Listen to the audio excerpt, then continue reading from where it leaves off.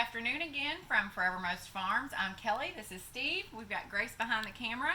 And we are continuing on with our lessons today. We kind of have a twofer today that I think you guys will enjoy. So a couple weeks ago, Grace was getting ready to turn 16, and we were talking about her being out in her car or her truck.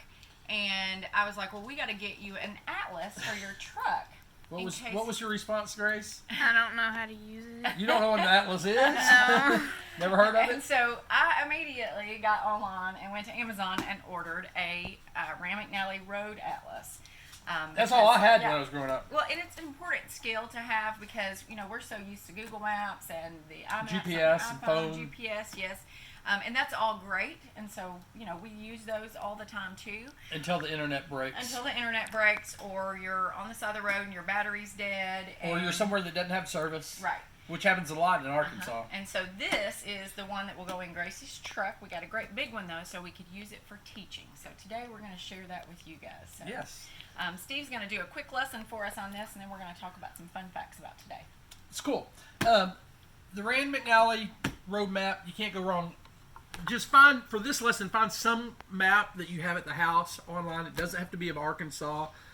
If you can't find something, we do have an Arkansas map on the website for today's lesson, and you can blow it up.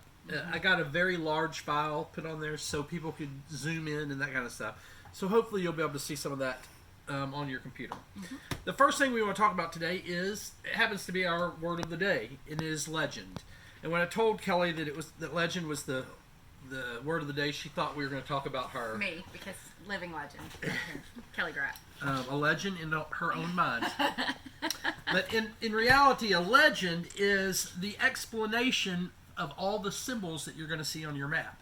All legends are different. Here, if you want to zoom in on this, Grace, this particular map legend is going to be different probably from your map legend, but they try to keep most of the symbols pretty close. You know, the dark blue lines are going to be interstates, the red lines are going to be highways, that kind of thing. But just know what your legend is. I'm not going to go through these symbols because it's going to be different for yours, but we will refer back to it. It's like your cheat sheet. It is your cheat sheet. So for today, since we're in Arkansas, we're going to look at the Arkansas map. And this is very important because right now we're all in quarantine and we're all doing crazy things at home, and I've seen some crazy dances. Very creative things happening at home right now. One of my best friends from college did a dance with her family, and it was awesome. It was awesome. I'm sure her partners at the law firm are going, nice job. It was wonderful. I loved it. But there's all kinds of stuff going on. One of the things that's encouraged is get out of your house. The coronavirus doesn't live on trees. It's transmitted by people, by coughing, by sneezing, by touching the virus on somebody's hands or on inanimate objects. But if you go to a state park, it's safe. Don't get up and hug on people. Right, or go with 50 other people. Or but you and your family, go out to a state park, have a picnic. Go fishing. And a map is a great way to figure out where you're going to go. Where you're going to go. Good planning. And the cool things that's in it. So we're going to just quickly run through the map. I've made some marks on here of things that you need to know about an atlas. And I'm going to have Grace kind of zoom in. We're going to just start right up in the right-hand corner of this map. There's all kinds of cool things. The first, you notice that the state of Arkansas is white, and everything around it is a different color. The heavy black lines are the state borders. What I always like is like the Red River that runs between Arkansas and Texas is the border. So you can see that that's the border. A lot of our counties are made by rivers or different things. But if you know the state of Arkansas, you know this doesn't look like the state of Arkansas. Because it was so big, they put the rest of it on this page. We got the giant size so we could see it, us old people. But we're going to focus on this one. It gives you a lot of fun facts, like the nickname of Arkansas is the natural state, the capital is Little Rock, the population, the largest city is Little Rock. Highest points, Mount Magazine. And just some general Arkansas information. There's a little bit more of that information over here. So your map is going to tell you some of those facts. Most of them do. If you get just a plain map off the internet, it probably doesn't. But we're going to talk about some other things. You have, just like you have state borders, if you zoom in real close and look, there are little brown. Can you see that on your phone, Grace? The right little here. brown dotted lines? That's the counties. So you can find out what county you're in. Like we are in White County, which is down here. Here's Heber Rosebud. Springs. Rosebud's that little bitty. Yep, there's a big heart right there around Rosebud. Yes, there is. But if you'll notice on our map, we're at the corner of multiple counties. We can drive 5 miles and be in like 3 or 4 different counties. It's kind of cool. But it tells you where you are in relation to others.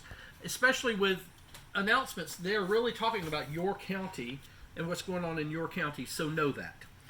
After you talk about counties, all these big blue lines, those are rivers.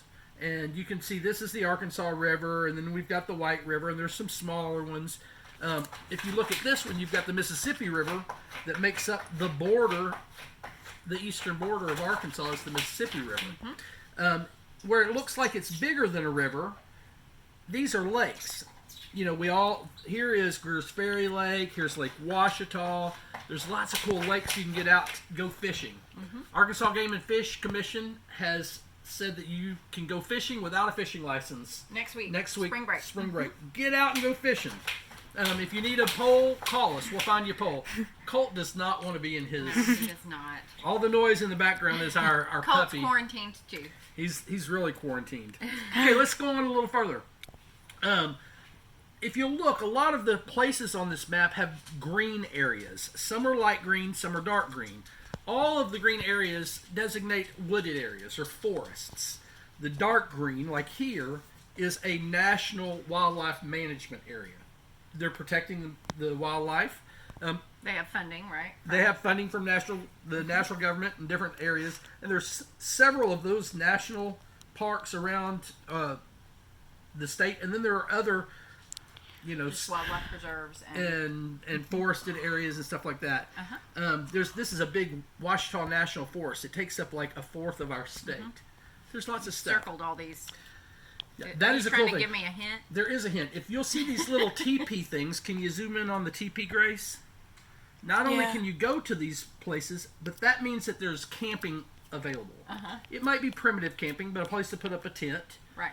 Or just park your SUV and sleep on a mattress in the back, whatever. But this has all of these. Have a little picnic. And I started counting, and I got tired of it, and I counted like 44 places just in the state of Arkansas that you can go and have picnics or overnight camp. In addition to that, you'll see these little picnic tables. They're all over. We literally have places all over the state, and a lot of them are in like overlooks where it's a beautiful, and you can sit and have lunch, and they have places designated. Pack your lunch, go out, have a nice picnic. You may not be able to go to the restroom there. Right. But do you know what you do if you need to find a restroom? What? Well, there are these little blue houses all over the state map. Like, here's a little blue map. Can you see that, Grace? Not little pink houses, little blue houses. Little blue houses. And I always do this one because this one was on my way out of Arkadelphia, and I always knew I had to go to that rest area on the map.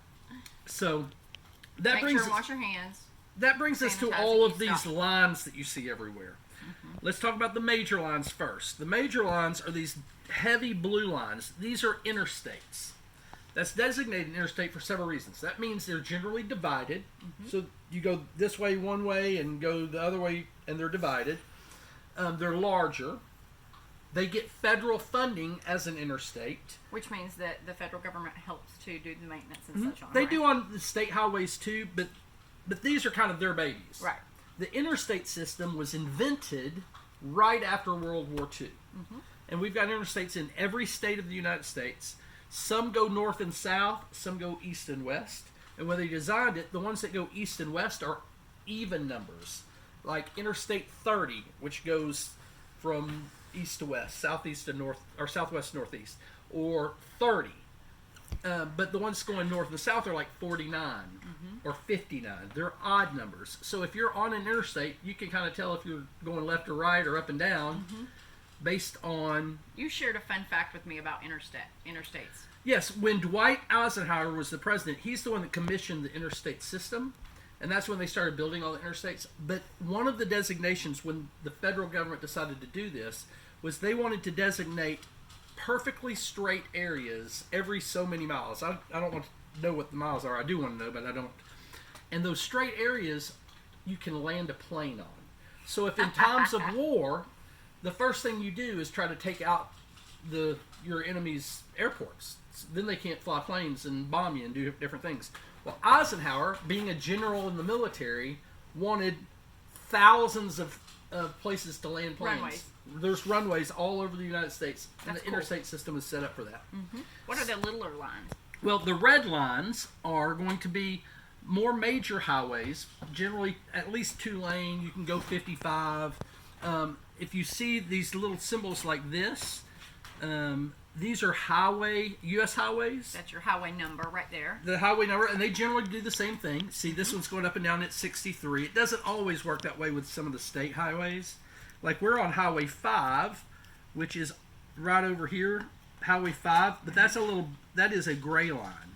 So we're just a 2-lane for most of the way. But you'll see the little green dots. That's our scenic highways. Get out there and drive. If you haven't driven down Highway 5, it is absolutely stunning, especially at sunrise or sunset. So It I highly does. recommend that. And Highway 5 will meet up with Highway 9, which is another beautiful roadway, and you can literally jump from 5 to 9 to 8 to 7 and go all down these beautiful highways all over Which all is my over preferred Arkansas. method of travel versus these great big roads right here. I like the big roads. I like to get where I'm going. Okay, let's keep going. So, did we talk about mile markers? Nope, not yet. Mile markers is my favorite thing. When they develop these systems, I never paid attention to this. if you're driving down the interstate, every mile, sometimes every half mile, you'll see these little green markers that'll say 1, 2, 3, 4, 5. That's every 1/10 of a mile. And then they have a mile marker after each 1/10 of a mile. So you'll have mile marker 1, and 1 mile later there's mile marker 2. And if you go down the interstate, every mile is a different mile marker. And if the exit is, they put the exit number closest to the mile marker that it was on. So mile marker 8 has an exit going off of it. That's exit 8. So if you're going down the interstate, you don't have exit 1, 2, 3, 4. You might have exit 8, 14, 37, 58. Still sequential, but not necessarily. Correct. But one what you can after do another. is if you know that you're going to mile marker 73, for instance, which is the mile marker I took when I was going to Arkadelphia, and you're on mile marker 100, you have 27 miles till you get there. Right. It's the same So way you kind of measure. It's the same way your GPS works and your phone map works. It calculates that for you. Yeah. It There's also some other tricks on here that you were telling me about earlier. yes, if you're just looking at a map and you're not looking at that, and you want to see how far it is away. They always have.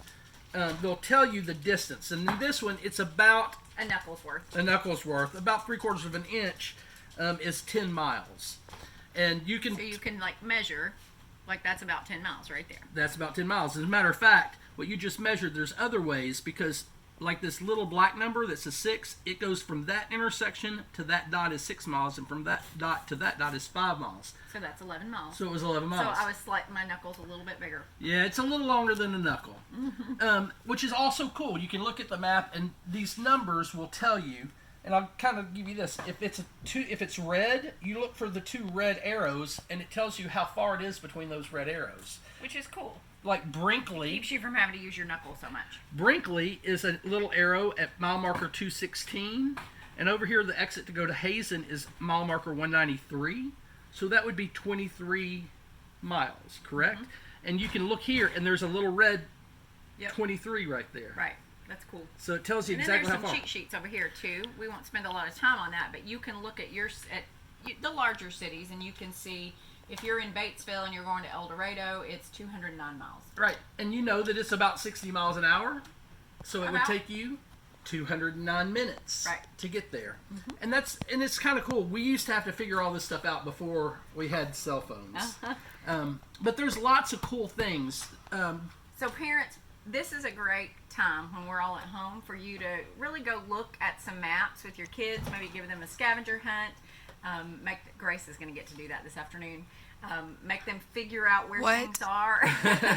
I'll tell you something that I was looking at, What? and I'll share. This is a for instance that you can do with your family.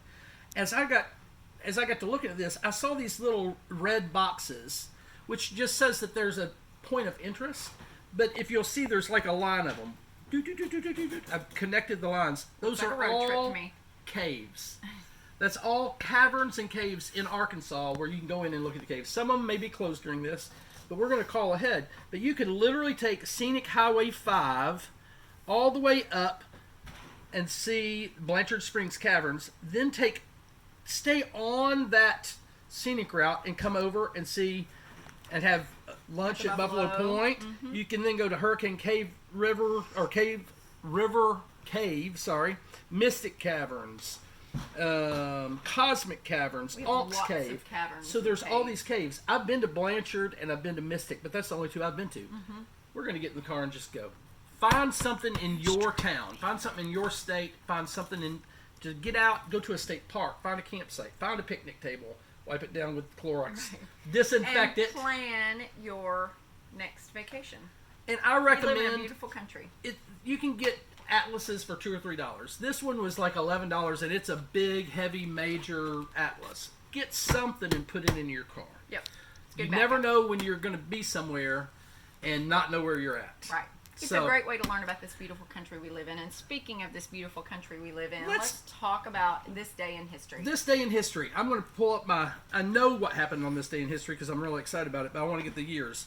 The first thing I want to talk about is in 1965. I think we talked about in one of our previous... Yesterday we did. Yesterday, that Lyndon Johnson, in 1965, on yesterday's day, activated the National Guard.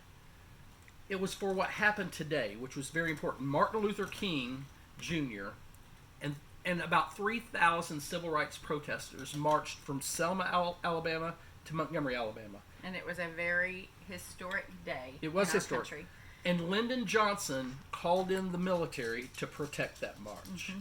So that's a big thing, 1965. Also, in 1981, we've been watching a lot of these royal weddings lately. When the princes, prince, plural, not princess, but princes, both got married recently, and people stayed up and watched it at 3 o'clock in the morning. Yeah. Well, all of us older people remember in 1981. We're not that old. Well, if you're older than... Well, it happened in 40. Right. So, in 1981, I was in like 4th grade. And it is when Princess Diana married Prince Charles. Mm-hmm. And the whole world stopped. Mm-hmm. I'd never seen anything like that as a kid. And these recent royal weddings, they actually paid tribute to their mother in their weddings, and I thought that's beautiful. But my favorite fact from today, in 1939, Kate Smith, not the Kate Smith that was famous as a Charlie's Angel, but a lady named Kate Smith recorded America the Beautiful. And that recording is still sung today, or that version of the song. And we have all kinds of cool facts on the webpage. I'll throw out a few. The lady that wrote this was a professor from Wellesley College in Massachusetts, I think. Like in the late 1800s, right? Yes, in like the 1890s, 1880s. And she took a train trip on like her spring break. Might have been summer break. But she left Massachusetts and took a train all the way across the country to Colorado Springs. And she went to Pikes Peak. And along the way, she saw the amber fields of grain. She saw the Great Plains and the Rocky Mountains and all the beautiful things that this country offers. And she got to Colorado? Well, she went to Pikes Peak, which had a purple hue to it. And she was at Pikes Peak, and everything that she saw overwhelmed her.